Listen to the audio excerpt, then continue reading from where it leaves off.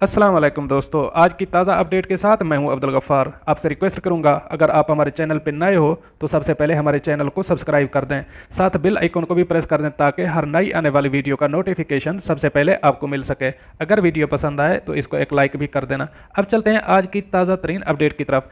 Fly Dubai ने अपनी परवाज़ों का ऐलान कर दिया। अब इस खबर की तफसील।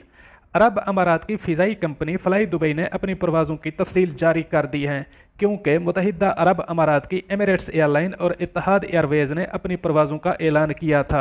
इसलिए आज फ्लाई दुबई ने भी दोबारा परवाज़ों का ऐलान कर दिया है। फ्लाई दुबई ने 11 ममालिक के लिए दोबारा परवाज़ों का ऐलान किया है। अरब अमारात की ये एक सस्ती एयरलाइन में शुमार की जाती है, इसलिए एशिया में बहुत मकबूल तरीन एयरलाइन है।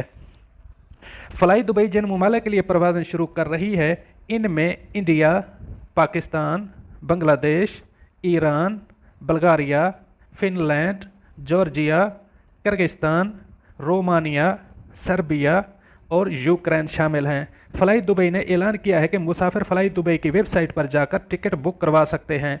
ऐलान में मजीद कहा गया है कि सिर्फ 20 किलो का सामान ले जाने की इजाज़त होगी। कैबन का सामान, लैपटॉप, हैंडबैग, ब्रीफ केस या बच्चे की एशिया तक महदूद रहेगा।